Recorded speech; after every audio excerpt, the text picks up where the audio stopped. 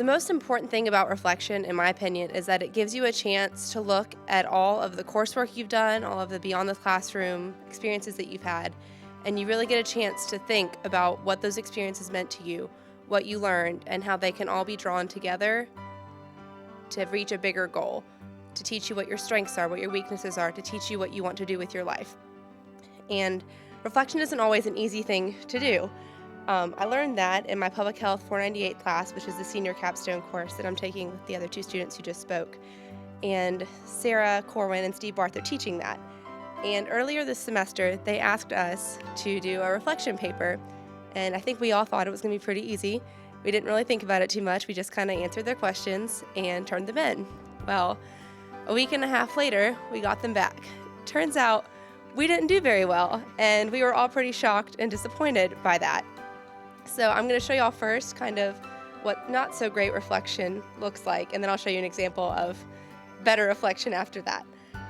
So as you see up here, you don't have to read everything that's listed here, but this was one of the questions on the first reflection paper that they had us answer, and it was, in what ways is your intended contribution connected to your values? We have to do a project in the community this semester, so that's what they mean by intended contribution. I answered by saying, because of my values, and then I listed all the other things that I talked about and said that they meshed together and led to me wanting to become an obstetrician and gynecologist and work with teen pregnancy and reproductive health. Well, my feedback was, what are they? What are your values? I didn't even think about the fact that I may know what my values are, but a reader doesn't know what my values are. And the point of the question was for me to articulate what my values are and to reinforce the fact that they do go along with all these other things and make sure that my ultimate goal is in line with my values.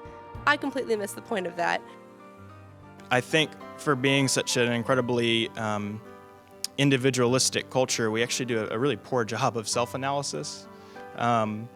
And so I think this is illustrated, at least in my life, of, the proverbial, well, why do you want to go to medical school? Oh, well, I have this GPA or this MCAT score, and I do well in these classes. That's a terrible answer to the question of why do you want to go to medical school? So round two, why do you want to go to medical school? Oh, well, I like science and I like helping people. Better. Still a terrible answer, I would argue, to that question. And so again, learning to be able to answer that with, like you said, these are my values. Giving a little bit more robust answer to the question of why, I think, is incredibly important. It stems from knowing how to ask the right questions for students. And it's not easy. It's not an easy thing to do, to ask the right questions, to get students to think, and it is a higher order learning task. So being able to have students reflect on their experiences and then ask them to think how they're connected in meaningful ways. I think it stems from really good questions and then talking through it. It's a process. And I see that in the reflection paper.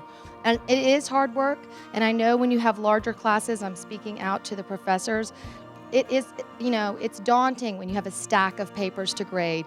But what I try to do is think back, and I know Dr. Corwin does this as well, to when we were students. And I have 2 daughters now, and I know Dennis's 4 children went here. I keep thinking, if my kid was in this class, what would I want them to hear from the professor? And I'm not saying I'm perfect, because they all know I'm not, but I'm just trying to get them to put the pieces together, because it really will help them sell themselves when they go to look for a job or to apply to graduate school. I am a science-based major. I've taken biologies, I've taken chemistries, I've taken the organics, but I haven't really taken any courses that asked me what I thought about myself and how I thought that how would like values and skills that I've learned help me become a better occupational therapist. Until my junior year, I didn't even know I wanted to do that. And so my first 2 years, I didn't even know what I wanted to really go into other than health. And so I think that other than those 2 times, once we did do the reflection, I did start thinking about it more outside of even the classroom. And I explained to Dr. Corwin, now I sit through my courses and I think, okay, exactly what I'm learning right now, how is that exactly connected to what I want to do? Self-reflection does get easier as you continue doing it. I started doing it as a U101 peer leader back in the fall. I actually had Dr. Dan, and Steve was my co-instructor. So I started doing it back then, but I wasn't great at it.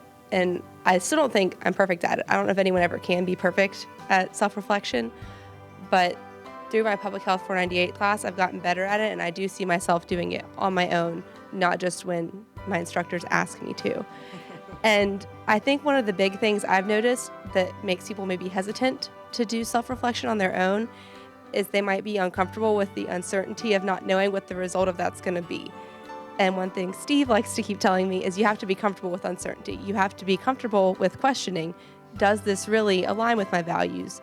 Does my career path really, is that correct for me? And some people are afraid to self-reflect, but until you do that, you can't find the correct path.